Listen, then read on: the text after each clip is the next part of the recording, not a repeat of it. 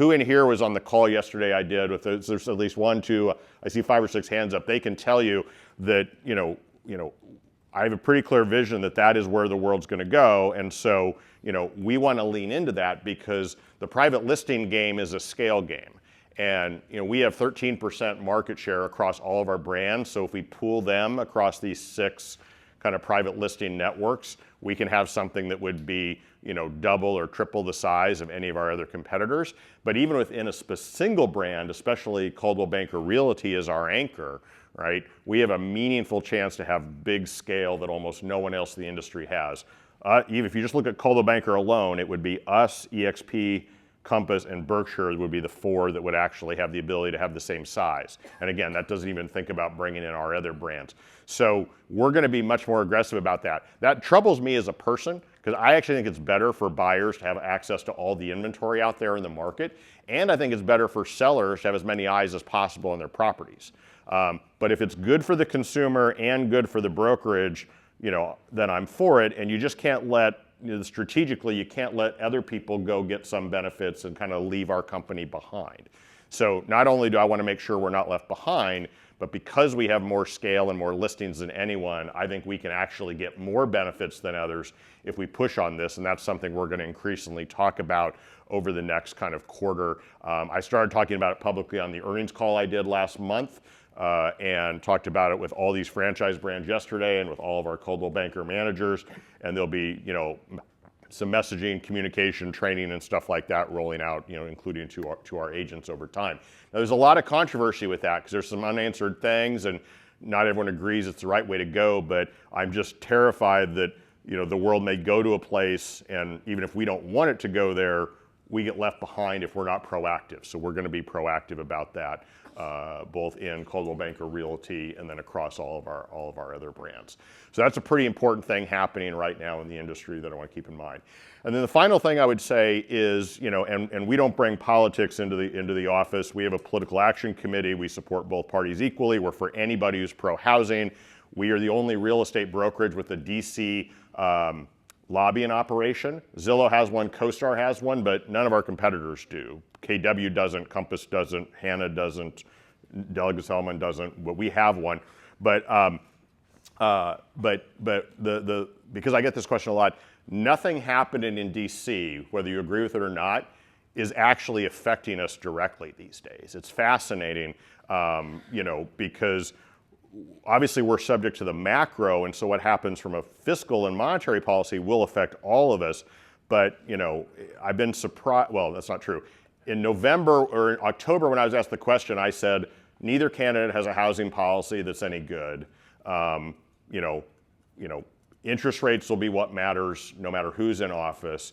And neither of them has any legislative proposals, so I don't know if there's going to be much change coming out of DC. And that's actually what's happened in the first kind of 60 days of the new administration. There just hasn't been anything that's like changed the housing ecosystem, whether it's in terms of affecting supply or affecting interest rates or affecting anything.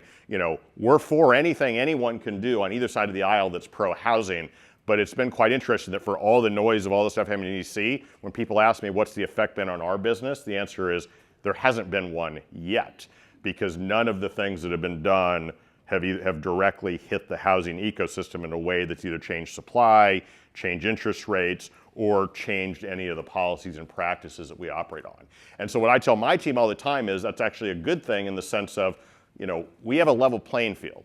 None of our competitors have a better market than we have. None of our competitors face different interest rates than we have. None of our competitors are getting an advantage or a disadvantage, from a policy or kind of public government kind of standpoint. So in a world of a level playing field, let's go use our great talent, let's go use our great products, let's go use our great opportunities, let's go use our scale to go out there and take more and more share of that market, even if I do have to acknowledge to my team, it is a pretty tough market. But it is a tough market for anybody. So those are some of the things that I'm seeing kind of both from an industry standpoint and kind of macro standpoint. It's always more important for me in these things, and I learn the most when I'm taking your questions. So I don't even know how long I've been talking. How long have I been talking, Michael? Do you have any sense idea? Where am I? We have like 10 minutes. Well, we have as much time as you want. I'll stay here until, lunchtime or something. I don't want to get stampeded to get to lunch, but I'll stay as long as you want. But my hope was I'd talk for like 15 minutes and spam you with my thoughts and then get your questions for another 15 minutes or so, or whatever you want to do. But let's move it over to the question time. But thank you for investing in yourself, and thank you for your leadership.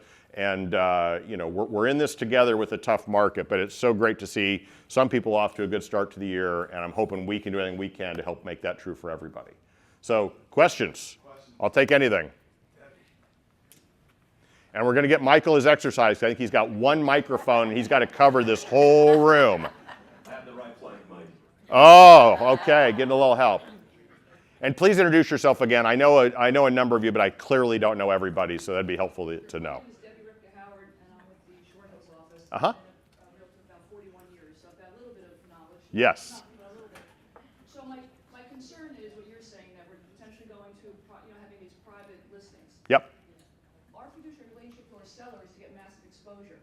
Same if we work with the buyer, we've got to give them the best. Why Yes. don't we take a stance being such a broad market of being called banker and be the one that stays the course and keep everything to everybody? Well, look, we've had that debate, and I think we'll continue to have that debate. And one of the things I was trying to emphasize yesterday with some of our franchisees and our employees is, this is an option, it's not a demand, right? We have to do what's best for the consumer. And some of the competitors, when you look at their pitches to the customer on private listings, it's clear that it's good for the brokerage, but maybe not as good for the consumer.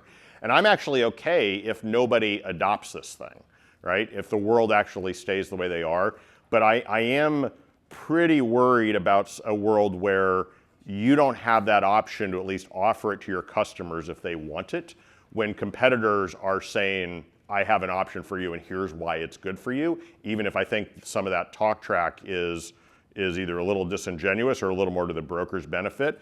And so, if you read Sue Yannicone's editorial that she wrote about 3 weeks ago, or if you read Kamini Lane's editorial from, I think it was 2 days ago, but the headline, she blasted the repeal of CCP, was kind of the headline in the write-up on it. It's clear we are all about trying to be pro-transparency and make the best choice for the customer on this stuff. But I am worried that you could end up in situations where you lose customers, or from a franchisee standpoint, they lose agents because other people are talking to customers about an offering that might sound good that we don't have a good response to, or we don't have an option if they pick it. But I think we do have a good response to it. I mean, if we're educated realtors, which we are, and the company supports that. Yeah. I mean, we're hearing a lot of pushback with Compass, and Compass is getting $100 to have all these listings in-house. I mean, that's an insult to be offered $100. And a bigger insult Yeah. could be so ridiculous they accept that, they think that's good for the consumer. Yeah. So I think we take the stance that the best thing for the consumer is exposure, which has always been. Yeah. I think you make a bigger gameplay for Cole Banker doing the right thing. I'm totally for everyone else is doing that. And we talked about, this is all about choice. And when I talked to franchisees, I said, look, the first choice is, do you want to do a mass distribution of your listings? And if you do, that's awesome, kind of thing.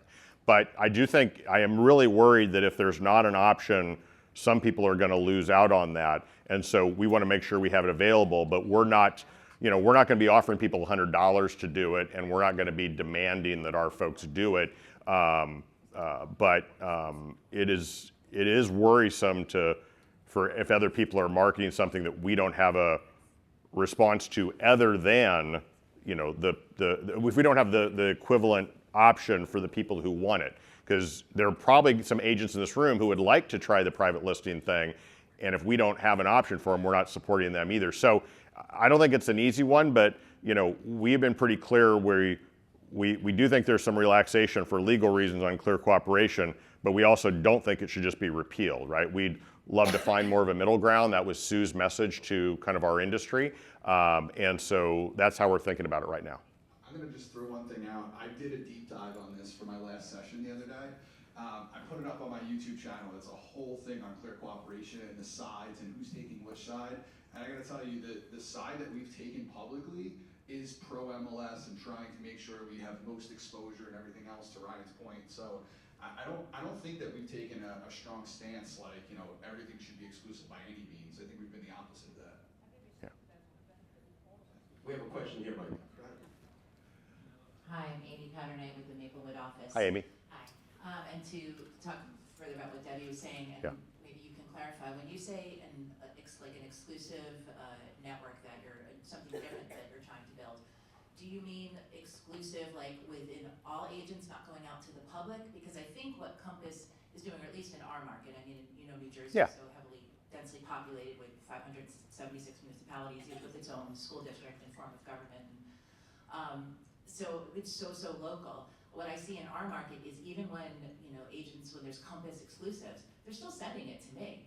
Yeah. So, I mean, I see a situation maybe where it's just, we send it out to, I know I have a very high-end listing coming up. I know the 15 or 20 agents that are most likely to sell it, and they're not all Coldwell Banker. Yeah.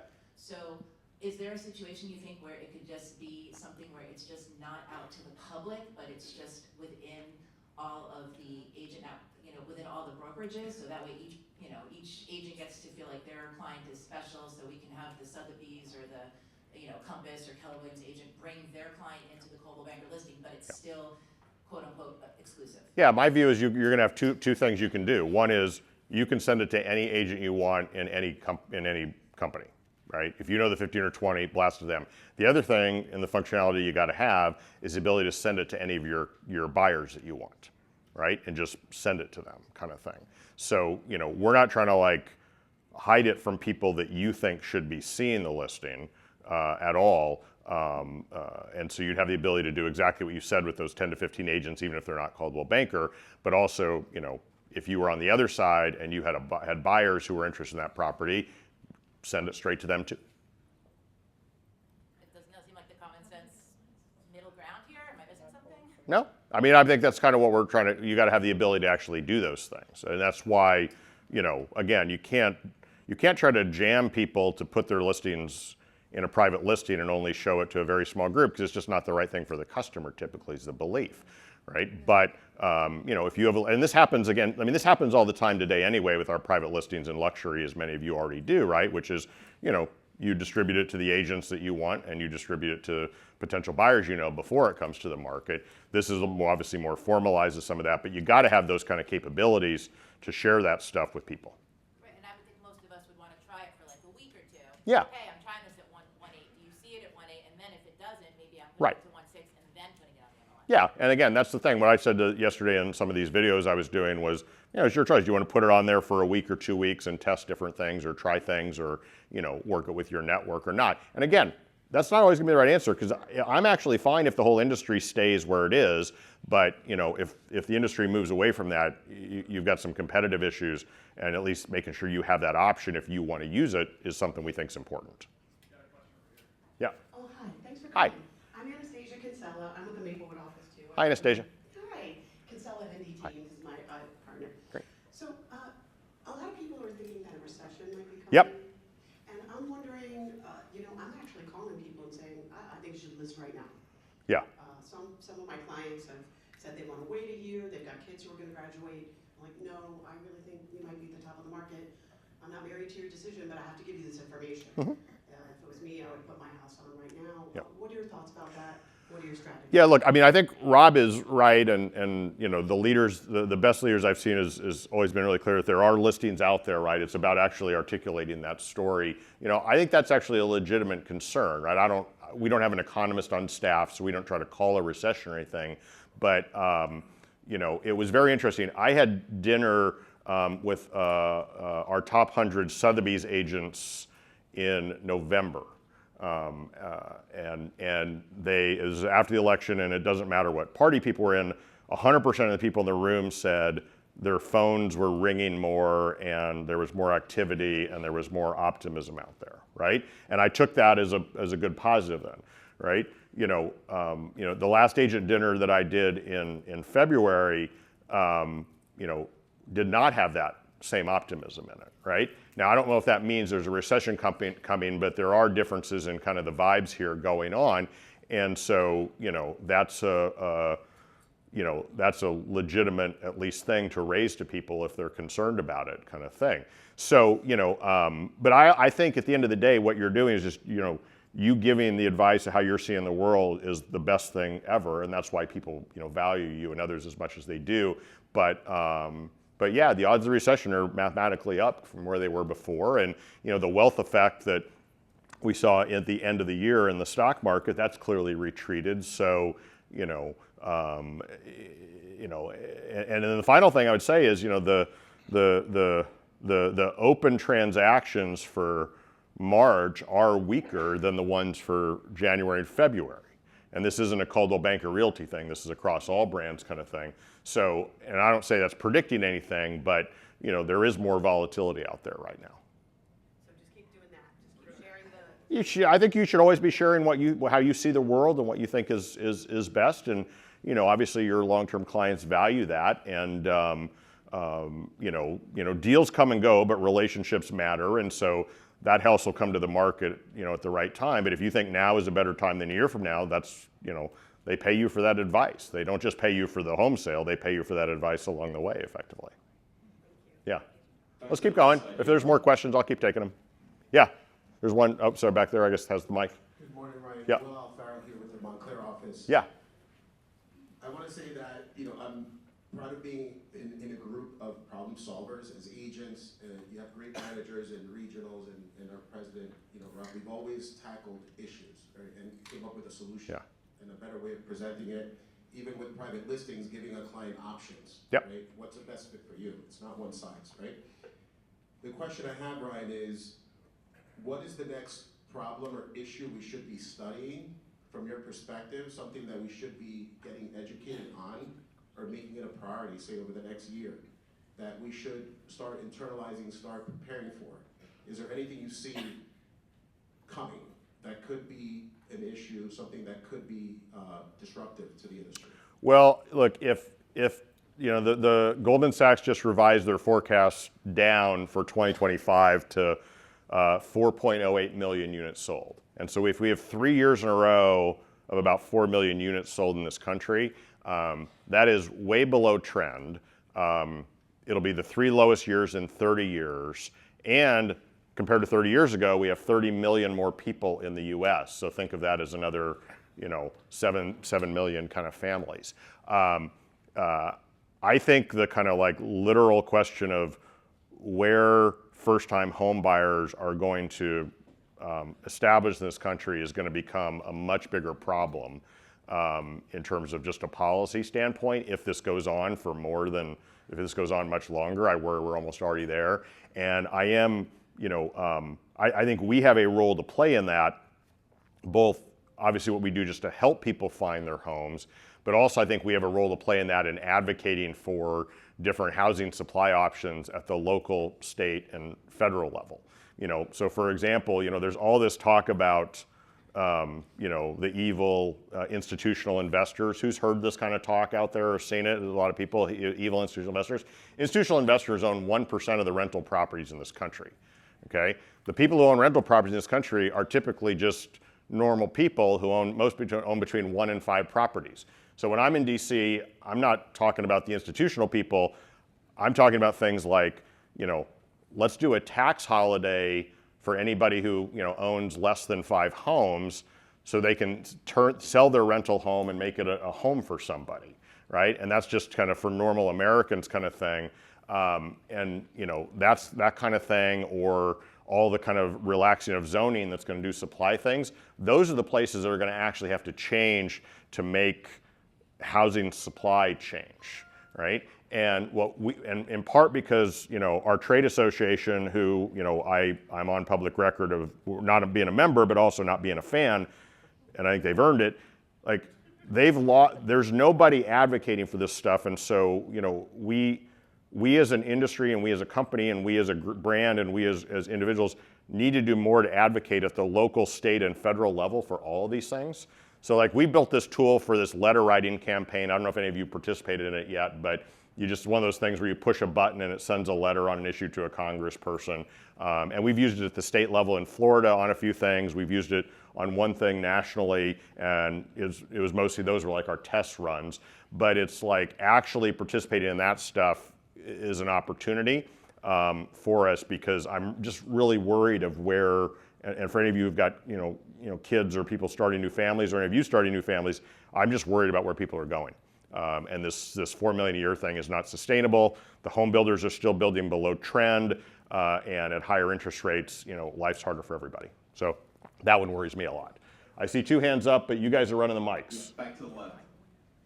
My name is Sean Clark, and I'm with Coldwell Banker out of Sparta, New Jersey. Hey, Sean. I have 2 points. One, a new question just came up when you mentioned helping people who own less than 5 rental properties. As they sell those properties, we're going to have a lot more tenants that need places to go. So I don't know if it's switching that or just building. It's time to look for where we can build. Got to be both. And it's time to change some of the zoning codes to allow building to happen on a much grander scale. And I think if we're involved in that, we're all going to do very well. My original question had to do with listing the properties and not signing the documentation, participate with other agents, but delaying how quickly it goes onto the MLS. I'm very small scale, but I'm having a lot of success when I'm marketing my listings to my sphere, and I'm getting a great response. And I'm pulling people's attention away from Zillow. They're not going to Zillow. Hey, it's not on Zillow. Yeah, that's because it's my listing. And I get that a lot. I'm looking for it on Zillow. It's not there. You have to talk to me or talk to your agent and have your agent call me. I think one of the things we have to be careful of is Zillow. So if we're holding back our listings and then putting it on the MLS as a last resort and sharing it with Zillow as a last resort, I think that makes us in a much more powerful position. We're controlling the industry, and as a last resort, we put it on the MLS and Zillow gets it. So think about that. Thank you. Thank you. As Madam Williams from the Maplewood office. Let's give you a shout out because I like that one in terms of the casino effect. So inventory, Ryan. So with the interest rates being high, we find that the aged population, they really don't want to move. There's not much opportunity to leave for New Jersey. But, when you talk to homeowners, there are places being built like for $300,000 by Ryan's home, D.H. Hartman. And I don't think a lot of these homeowners who are paying high taxes in New Jersey are aware of this. So where I'm going is that to assist us agents, is there like a platform where you guys can have the synergy where a portal or something where we can say to these homeowners that would like to get out in New Jersey that these are options here where you could even get new constructions for $300,000. Some may not go, but I think it would help to free up inventory. Okay. And if Coldwell Banker as a whole put something together, I think it would help the agents and more listings. Yeah. Great. That's a big picture. Yeah. Thank you. Yeah, I think we obviously don't have that today, but thank you for the input there. You want to keep going? I know you've got your schedule to deal with, so. I'm going to cut it off after this question. Okay. I apologize to you guys, but we have like a bunch of people coming. Okay, that's fine. Thank you. Hi, I see you, Karen. Yep. With the mergers that are in the works, in the news about big companies buying, Compass buying other companies, what are your thoughts on that? Yeah. Do you see that happening? And also the millionaire tax that's on the budget by the governor. How do you think that's going to play out? And how do you Yeah. So look, I on my last earnings call, I talked about M&A being exciting for 2025. I think that's true for our company. It's true for our franchisees. We see more of it. We're getting more calls.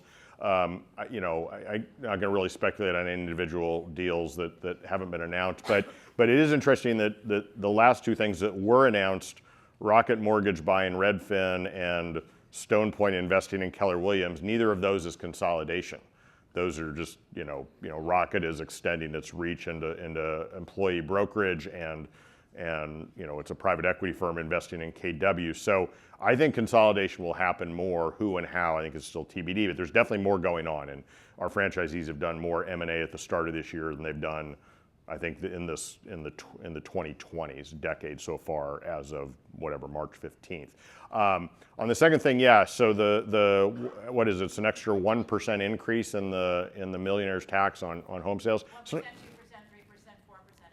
Right. on the price point. But this would be Right. a perfect opportunity for one of those form letters. Yes, exactly. So we've seen this movie before in New York City with the mansion tax, and so we lobby against this thing. One of our employees is actually a state senator, so in the governor's party. So we use that channel also. Obviously we're against it. We've expressed that. It's in the budget. Whether it's going to stay in the budget or not, I think there is still some question about that, to be honest. But it's absolutely, unfortunately, a movie we've seen before, and so try to, mobilize our company and then, others in the industry to fight it. So, yeah. Thank you very much. Yeah. I think he's cutting me off. He's cutting me off. Oh. I'm Judy Miller from the Allendale office. Hi, Judy. And there's a great need for affordable housing and rental. Yep. Affordable rentals. We see a lot of huge buildings going up that are rentals. They're very expensive, $4,000, $5,000 Yep. a month. Our population in New Jersey is quite varied. We have tremendous amount of empty office space. And I wonder if we shouldn't be advocating for those to be converted into affordable rentals and affordable housing. I'd love that. Yesterday we were talking at a meeting about how do we convert malls into something different. Was in a meeting. Ironically, a mall conversion was lost to pickleball recently here in New Jersey. No, so this is not a joke. They're seriously the place they were talking about developing something as residential, and it ended up being developed as a pickleball facility kind of thing. So yeah, huge need. It does go back to the zoning stuff and everything else that we were talking about. We advocate for anything that's about building more homes. I mean, we're rooting for the home builders incredibly much, and selling them, and for the whole spectrum of people, because per my earlier concern, I worry about the first-time buyer more than any other part of the population. So, yeah. All right. Well, look, I know they got a great day. I'm sorry I've already messed it up. I didn't know that you had other people waiting, but thank you for letting me.